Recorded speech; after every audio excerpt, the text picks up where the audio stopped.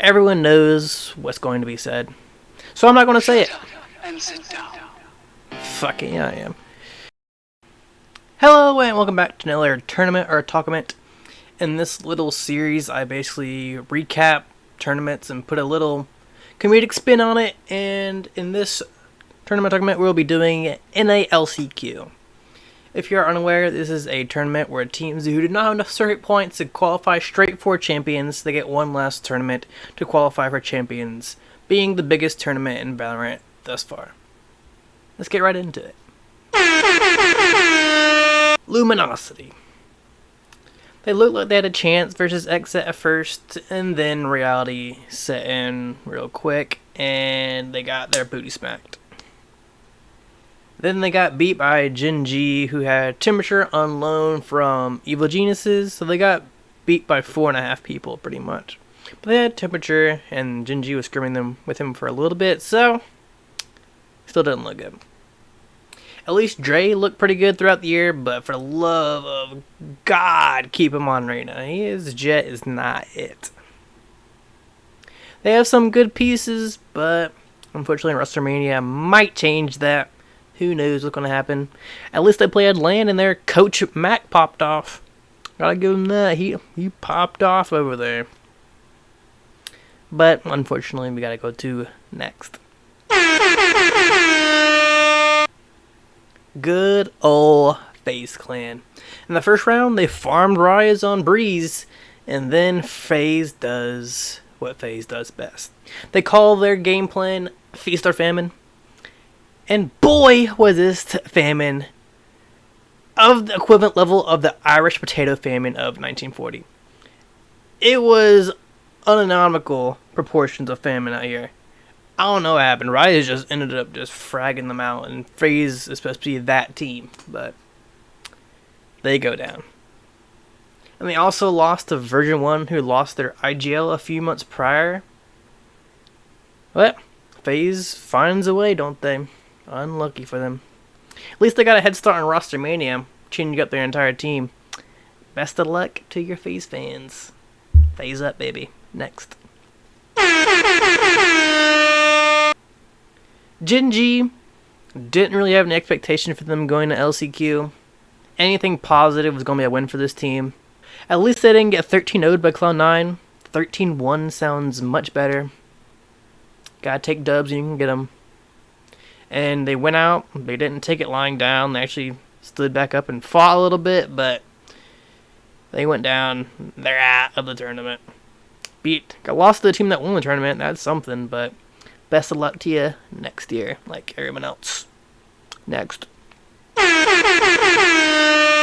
Version 1, same as GenG, no real expectations coming in LCQ. They did beat FaZe, but then they got slapped out of the tournament by Xset. Nothing really else to say. Hopefully they keep Odorous and Penny. Best of luck to you Version fans. Oh wait, Version 1 didn't have fans. They all just call themselves C9 fans now. Unlucky, really. Next. Xset. I'm not biased at all when it comes to Xset. I definitely did not pick them to win LCQ in my bracket, but they did okay. What am I saying? They only beat Luminosity in Version 1. In most opinions, they were two of the weaker teams of the bracket. No disrespect to those teams, but they definitely, coming in, were not projected to go very far. Unluckily, they were one round away from beating C9 on bind, but they let 2 rounds slip away in a row that honestly they probably should have won. But they go down and C9 eliminate them in the lower semifinals of the lower bracket. Best of luck for your team next year if they survive that far, that is. Next. 100 Thieves. Everyone knows what's going to be said, so I'm not going to say it. Fucking yeah, I am. They dropped their IGL a month before the biggest tournament of the year and swapped in an average replacement at best. Seems like a recipe for success. Oh, you're gonna tell me, but he stepped down. Yeah, and shit's brown. At least they have Hiko who can clutch. Next. Rise. They genuinely looked pretty incredible in the early and mid points of this tournament. Shame we didn't get to see them on LAN. They were unfortunately one of the teams that basically got their event canceled and they had to do it online. But the team needed experience and they got it. Unfortunately, they were unable to do it until it was too late and they lost in the grand finals to Cloud9. They unfortunately also got 13-0'd on map 2 on Split versus Cloud9 in the grand finals, but at least they didn't get completely steamrolled and they made the last map competitive, so it wasn't a complete waste of time. Hopefully this team sticks together through the offseason because they can be really, really good. They look really good. They also have to survive eSick, but you didn't hear that from me. Next. Cloud9 Blue. Basically shows you what good players mixed with a good IGL can do, really.